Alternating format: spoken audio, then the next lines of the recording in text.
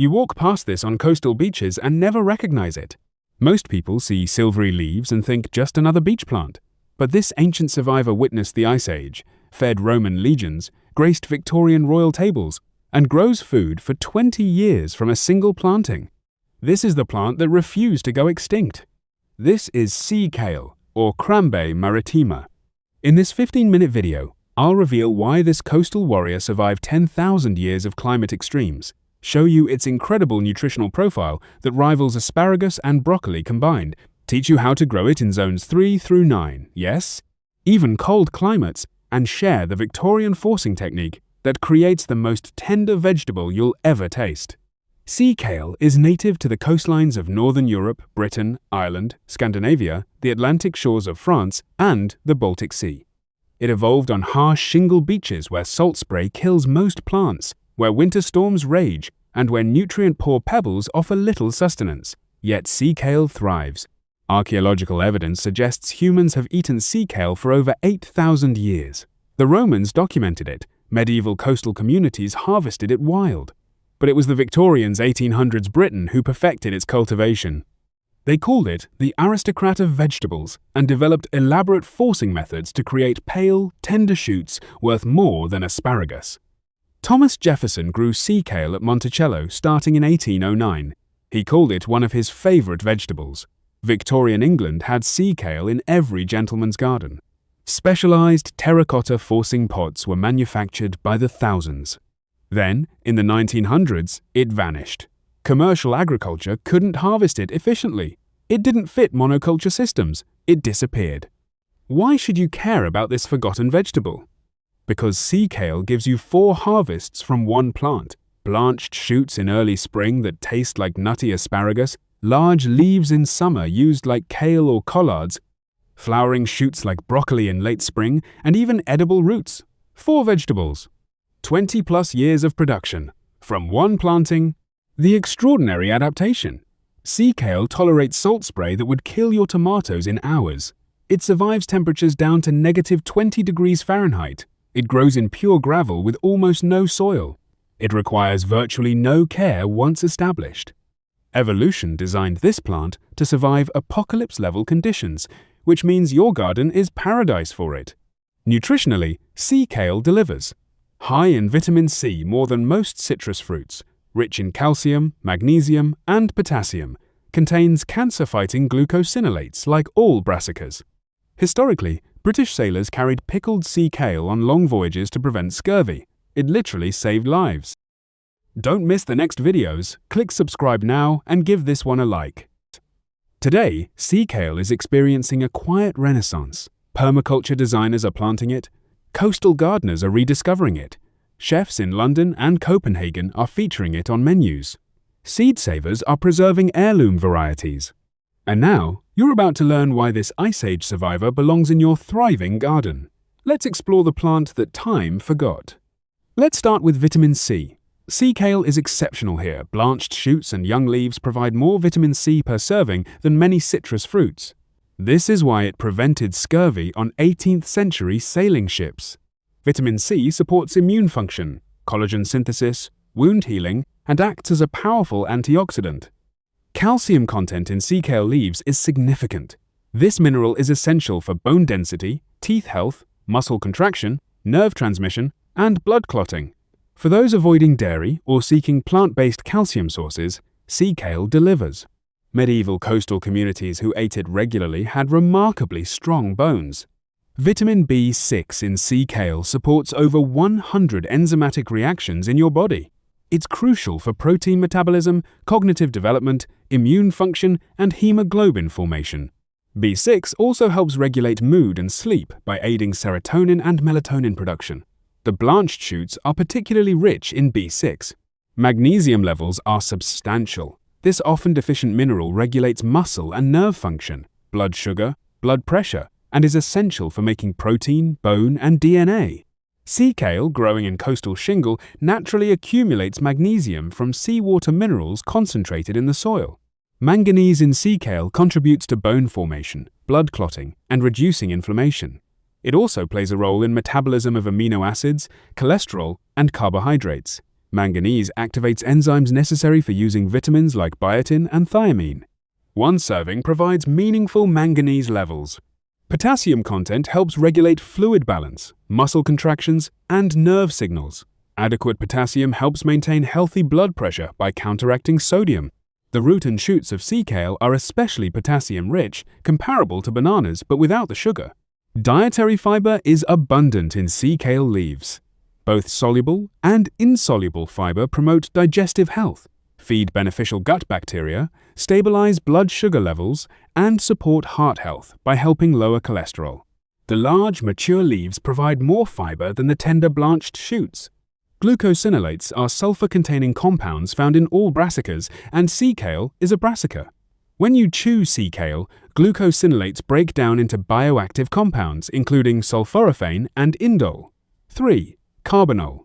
Research suggests these compounds have anti-cancer properties, particularly for preventing digestive system cancers. Antioxidants, including flavonoids and phenolic compounds, give sea kale its health-protecting properties. These compounds neutralize free radicals, reduce oxidative stress, and may protect against chronic diseases. The silvery blue color of sea kale leaves indicates high antioxidant content. Iron content, while not as high as some vegetables, is still significant.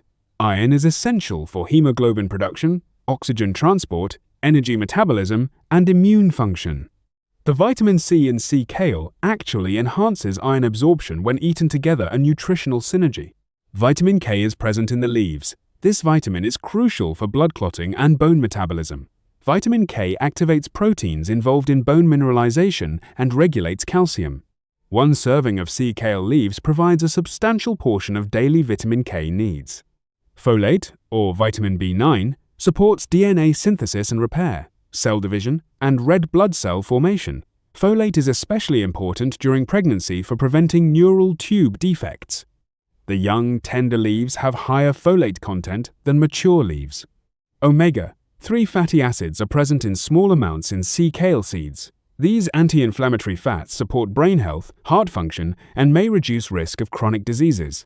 While not a primary omega-3 source, every bit contributes to your overall intake.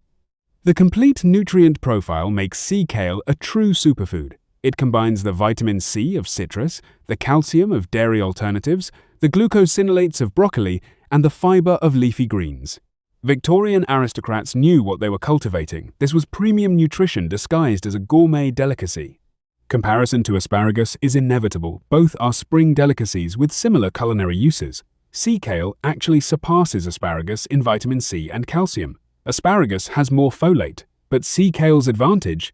It produces 4 different edible parts versus asparagus's single shoot. More versatility, more nutrition from one perennial plant. Now let's talk about growing this coastal warrior. Sea kale is remarkably cold-hardy, thriving in USDA zones 3 through 9. That covers most of the United States, all of Canada's populated regions, entire Europe, the UK, parts of Australia, and New Zealand. If you have cold winters and moderate summers, you can grow sea kale. Extreme cold tolerance is sea kale's superpower. Established plants survive temperatures down to -20 degrees Fahrenheit. Some sources claim -30. The deep taproot stores energy and waits underground. In spring, when temperatures reach 40 to 50 degrees, new shoots emerge through frozen ground. This is earlier than most vegetables. Temperature preferences during growth are moderate. Sea kale thrives in cool spring weather, 50 to 65 degrees Fahrenheit. Hot summers above 85 degrees cause it to slow growth and go semi-dormant.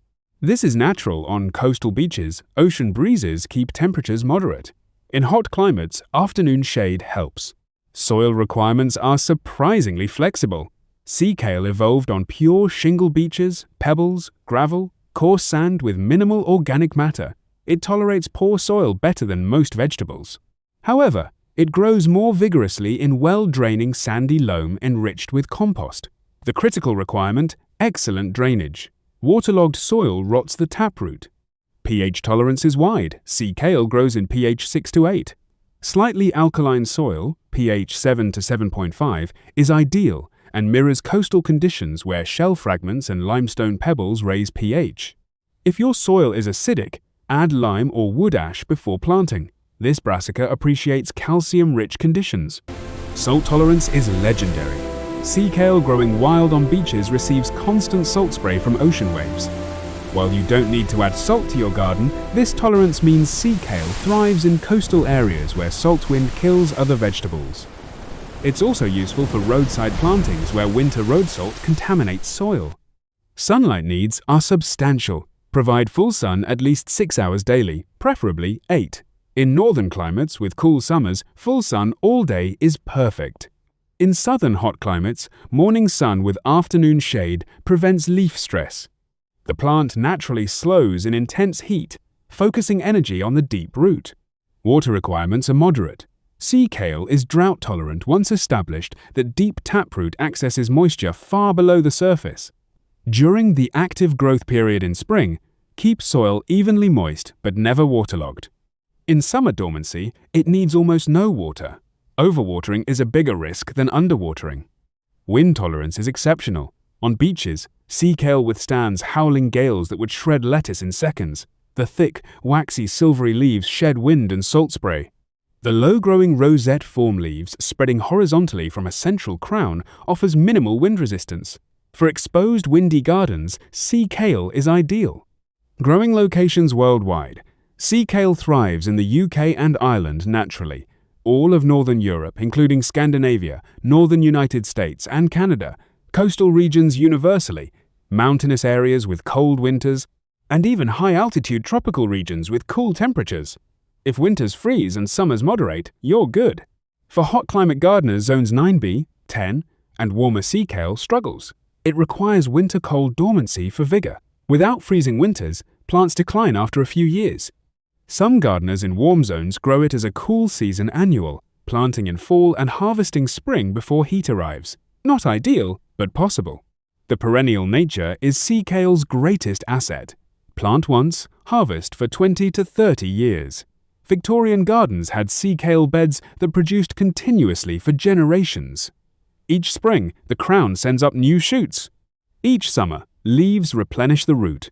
Each winter, it rests. This is permaculture perfection, minimal input, decades of output. Starting sea kale from seed requires patience. Seeds need cold stratification, a period of cold, moist conditions to break dormancy. In fall, sow seeds 1 inch deep in outdoor beds. Let winter cold stratify them naturally. Or refrigerate seeds in moist sand for 8 to 12 weeks, then sow in spring. Germination takes 2 to 4 weeks after stratification. Easier propagation, root cuttings called thongs. In late winter, when sea kale is dormant, dig around mature plants and cut pencil-thick lateral roots 4 to 6 inches long. Plant thongs horizontally or at an angle, 2 to 3 inches deep. Make sure you know which end is which. Cut the top straight and the bottom at an angle to remember orientation. Shoots emerge in spring. Purchasing crowns is fastest. Specialty nurseries sell sea kale crowns the dormant root with growth buds. Plant crowns in early spring, 18 to 24 inches apart, with the growth bud just below soil surface. Water thoroughly after planting. Crowns establish faster than seeds and produce sooner. Site selection matters. Choose a permanent location. Sea kale grows a deep taproot and doesn't transplant well once established. Full sun in cold climates, morning sun with afternoon shade in warm areas. Well-draining soil is essential. A raised bed with sandy, gravelly soil amended with compost is ideal. Soil preparation. Work the soil deeply, at least 12 inches, preferably 18. Sea kale develops a taproot 2 to 3 feet deep eventually. Remove stones, add compost or well-rotted manure, mix in coarse sand or gravel to improve drainage. If soil is heavy clay, build a raised bed. Remember, drainage is critical. First-year care. Don't harvest. Let plants establish strong root systems. Water regularly during the growing season. Weed carefully around crowns. Fertilize lightly with balanced organic fertilizer or compost tea once mid-season. Allow leaves to grow fully, they're feeding the root. In fall, leaves die back naturally. Mulch lightly for winter. Second-year care. You can lightly harvest. In early spring, allow some shoots to emerge for photosynthesis, but you can harvest a few. Let the plant flower if it wants. Those flower shoots are edible too. Continue watering and weeding. By year 2, the taproot is substantial and the plant is establishing dominance. 3rd year onward, full production begins. This is when you implement forcing techniques for premium blanched shoots. The plant is now fully established, root system deep and extensive, energy reserves abundant. With proper care, this plant will produce for you for the next 20 to 30 years. Think about that investment. Fertilizer needs are minimal. Sea kale evolved on nutrient-poor beaches. A light application of compost or aged manure in early spring provides sufficient nutrition. Avoid high nitrogen fertilizers, they produce excessive leaf growth at the expense of shoot quality. Bone meal or rock phosphate supports root development. Pest management is easy. Sea kale has few pests. Slugs and snails might nibble young shoots, use organic barriers or traps. Cabbage white butterflies occasionally lay eggs on leaves, hand-pick caterpillars. Aphids rarely appear. The thick, waxy leaves and coastal heritage make it naturally pest-resistant. No spraying needed. Disease issues are uncommon. Good drainage prevents root rot. Avoid overhead watering to prevent fungal issues on leaves. Clubroot, a brassica disease, can affect sea kale in acidic, poorly drained soils. Raise pH to 7 or above and ensure drainage to prevent it. Overall, sea kale is remarkably disease-free. Maintenance through the years. In spring, remove any winter debris. In summer, allow leaves to grow their solar panels feeding the root. In fall, cut back dead foliage after frost. Every 3 to 5 years, side dress with compost. Every 7 to 10 years, you can divide crowns if they've become too large, though most gardeners just let them be.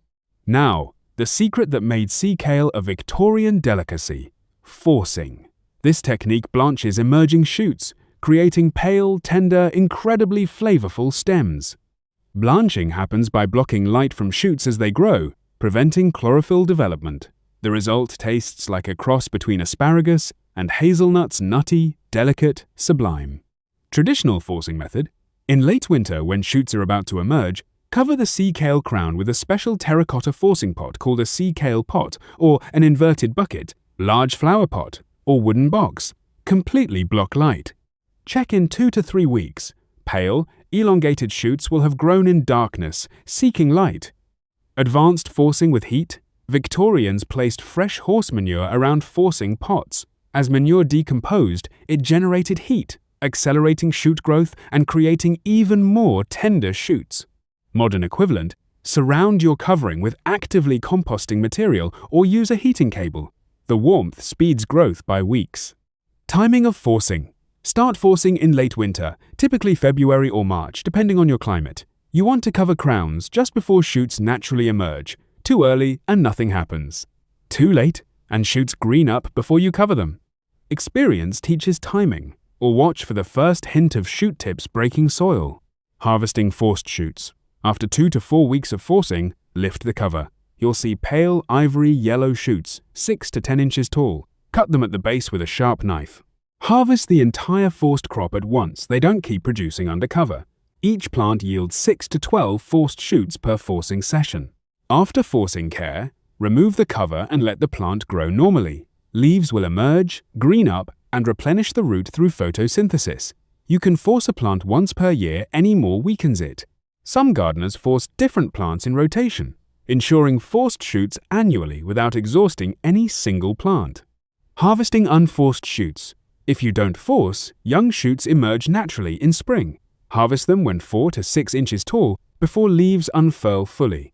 These green shoots have more robust flavor than forced shoots, still delicious, just less delicate. Cut at the base, leave some shoots to develop into leaves. Harvesting leaves. Large, mature leaves grow throughout spring and summer. Harvest outer leaves as needed, leaving the central growing point intact. Young leaves under 8 inches are tender for cooking like kale. Mature leaves over 12 inches are tougher, better for long cooking methods or wrapping foods. Harvesting flower shoots. In late spring, sea kale sends up flowering stems with clusters of small white flowers. Before flowers open, when buds are tight, cut the entire flowering stalk. These taste like broccoli rabe, slightly bitter, very flavorful. Steam or sauté them. The flowers themselves are edible too, adding a mild cabbage flavor to salads. Harvesting roots. After many years, if a plant declines or you need to move it, the root itself is edible. Dig carefully, wash thoroughly, peel the thick outer layer. Roots taste like mild parsnips or salsify. Boil, roast, or add to stews. Root harvest kills the plant, so only do this when replanting or removing. Yield expectations. A mature sea kale plant produces 6 to 12 forced shoots per forcing, 8 to 12 ounces. Dozens of leaves throughout the growing season. Several flowering shoots. Over 20 years, we're talking hundreds of pounds of food from a single crown. The return on investment is extraordinary. Storage. Forced shoots keep 5 to 7 days refrigerated in a plastic bag. Leaves keep 3 to 5 days refrigerated. Blanch and freeze both shoots and leaves for longer storage, up to 8 months frozen. Flower shoots keep 3 to 4 days refrigerated. Or pickle shoots and leaves for months of preservation. Now let's cook! Sea kale offers Victorian elegance meets modern nutrition. The forced shoots are culinary gold. Leaves provide year-round greens. Flower shoots add spring flavor. I'll share 12 preparation methods spanning 200 years of cooking tradition. Method 1. Classic Victorian steamed shoots with butter. This is how Mrs. Beeton recommended it in 1861. Tie forced shoots in bundles with kitchen string. Steam upright over boiling water for 8 to 12 minutes until tender when pierced. Serve immediately with melted butter, salt, white pepper, and a squeeze of lemon. Aristocratic simplicity. Method 2. Hollandaise sauce on forced shoots. The French refinement. Steam forced shoots until tender. Prepare hollandaise. Whisk egg yolks with lemon juice over gentle heat. Slowly drizzle in melted butter until thick and creamy. Season with cayenne. Pour hollandaise over shoots. This is restaurant-worthy at home. Method 3. Roasted shoots with Parmesan. Modern technique. Toss blanched forced shoots with olive oil, minced garlic, salt, pepper. Roast at 425 degrees for 10 to 12 minutes until lightly browned. Finish with grated Parmesan, lemon zest, toasted pine nuts. Caramelization adds nutty depth. Method 4. Raw forced shoots in salad. The tender forced shoots are mild enough for raw eating. Slice thinly on diagonal. Toss with mixed greens, shaved fennel, orange segments, toasted walnuts. Dress with citrus vinaigrette. The nutty flavor and crisp texture shine when raw. Method 5. Sautéed leaves with garlic. The workhorse preparation. Wash large leaves, chop coarsely. Heat olive oil in large pan, add sliced garlic, cook 30 seconds. Add leaves, sauté 5 to 7 minutes until wilted and tender. Season with salt, pepper, red pepper flakes. Serve with lemon wedges, like collards but milder. Method 6. Sea kale gratin. French comfort food. Blanch chopped leaves for 3 minutes, drain well. Layer in baking dish with cream sauce, butter, flour, milk, nutmeg, salt, grated Gruyere cheese, top with breadcrumbs. Bake at 375 degrees for 25 minutes until bubbly and golden. Decadent winter dish. Method 7. Flower shoots stir-fried Asian style. East meets West. Trim flower shoots into 2-inch pieces. Heat wok with sesame oil until smoking. Add ginger, garlic, stir 30 seconds. Add flower shoots, stir-fry 3 minutes. Finish with soy sauce, rice vinegar, sesame seeds. The bitterness balances beautifully with Asian flavors. Method 8. Sea kale soup. Medieval warmth. Sauté onions and potatoes in butter. Add vegetable broth, simmer 15 minutes. Add chopped sea kale leaves, cook 5 minutes. Blend until smooth. Finish with cream, white pepper, nutmeg. Garnish with crispy fried sea kale leaves. Simple, nourishing, historically grounded. Method 9. Pickled sea kale shoots. Victorian preservation. Pack blanched shoots into sterilized jars. Boil pickling brine, white wine, vinegar, water, sugar, salt, mustard seeds, peppercorns, bay leaf. Pour hot brine over shoots, seal. Age 2 weeks before eating. Tangy, crisp, keeps 6 months. Excellent with cold meats and cheese. Method 10. Sea kale tart. Rustic elegance. Roll out pastry. Line tart pan. Sauté sea kale leaves with onions until wilted. Mix with beaten eggs, cream, crumbled feta, dill. Pour into pastry shell. Bake at 375 degrees for 35 minutes. similar to spanakopita but with sea kale's nutty character. Method 11. Tempura fried leaves. Japanese lightness. Select young, tender sea kale leaves. Make ice-cold tempura batter, sparkling water, flour, cornstarch. Dip whole leaves in batter. Deep fry at 350 degrees for 2 to 3 minutes until crispy. Serve with tensuyu dipping sauce. The silvery leaves become crispy chips. Method 12. Sea kale root puree. Root vegetable sophistication. Peel harvested roots, cut into chunks. Boil in salted water until very tender, about 25 minutes. Drain, mash with butter, cream, roasted garlic, salt. The flavor is delicate between parsnip and celeriac. Serve as a side to roasted meats. Flavor profile? Forced shoots taste nutty, mild, slightly sweet, with asparagus-like qualities and hazelnut undertones. Green shoots are more robust, still nutty, but with cabbage family notes. Leaves taste like mild kale or collards with a subtle bitterness. Flower shoots have broccoli rabe character, pleasantly bitter, flavorful. Pairing suggestions. Sea kale loves these companions butter, cream, and cheese. Citrus lemon especially. Garlic, shallots, onions, nuts, hazelnuts, walnuts, pine nuts, fresh herbs dill, parsley, tarragon, eggs in any form, white wine, cider vinegar, mustard, capers, smoked fish, bacon. Preparation tips. Always wash thoroughly the crinkled leaves trap soil. Blanch tough mature leaves before final cooking. Remove thick midribs from very large leaves. Forced shoots need minimal cooking, they're already tender. Flower shoots benefit from quick, high-heat cooking to preserve texture. Don't overcook any part, they become mushy. Historical cooking note. Mrs. Beeton's 1861 cookbook devoted an entire entry to sea kale, calling it one of the most delicate and nutritious of spring vegetables. Victorian kitchens prepared it with reverence. Edwardian dinner parties featured forced sea kale as a luxury course. This was high-status food. Complete meal example. Start with raw forced sea kale in citrus salad as appetizer. Main course, roasted chicken with sea kale gratin side dish. Vegetable course, sautéed sea kale leaves with garlic. Finish with sea kale root puree alongside roasted vegetables. An entire elegant meal showcasing one plant's versatility.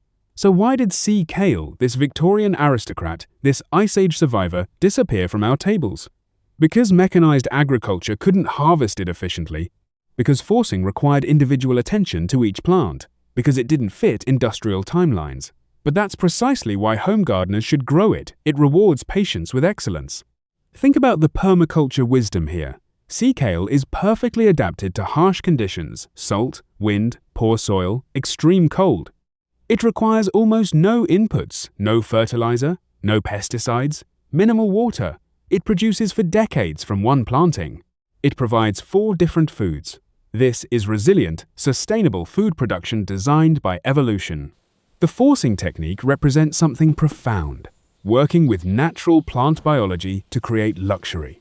You're not fighting nature with chemicals and technology. You're understanding the plant's growth pattern and gently guiding it toward tender shoots. This is agricultural artistry, not industrial process. Economic perspective. Asparagus crowns cost $15 to $30 and produce for 15 years. Sea kale crowns cost $10 to $20 and produce for 20 to 30 years with 4 different harvests instead of 1. Forced sea kale shoots sell for $20 to $40 per pound at farmers markets when available. You're growing luxury at home. Climate resilience is sea kale's hidden strength. As weather becomes more unpredictable, late frosts, heat waves, droughts, sea kale shrugs and continues. It evolved on beaches where conditions change hourly.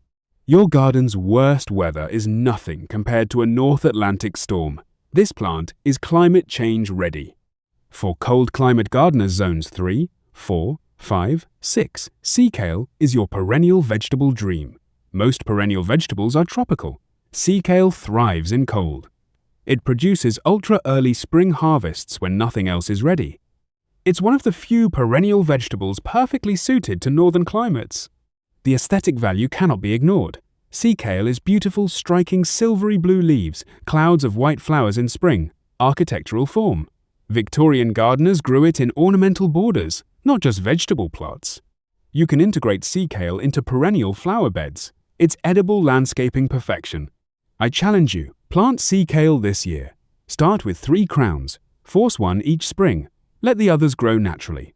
Compare forced versus unforced flavors. Cook it 12 different ways. Save root cuttings to propagate. In 20 years, your garden will have a thriving sea kale patch feeding your grandchildren. Where to find it? Search for sea kale crowns or Crambe Maritima plants. Specialty nurseries like Edible Acres, Territorial Seed, Strictly Medicinal Seeds, and UK sources like Thomas Etty-esque carry crowns. Seeds are available from heirloom seed companies. Permaculture plant sales often have crowns. It's rarer than it should be, but available. Propagation practice. Once your plants are established, you control your own sea kale destiny. Take root cuttings, thongs every few years. Start new plants. Share with neighbors. Trade with other gardeners. Build a local sea kale community. This is how Victorian gardeners spread it throughout England, plant by plant, garden by garden. The symbolic power. Sea kale represents everything wrong with modern agriculture and everything right with perennial food gardening. It's too good for industrial systems, too individual, too slow, too nuanced. But for home gardeners who value quality, nutrition, sustainability, and connection to history, sea kale is perfect. You walked past this plant at the beginning, just silvery beach vegetation. Now you know its secrets. Now you understand why it survived 10,000 years of climate chaos.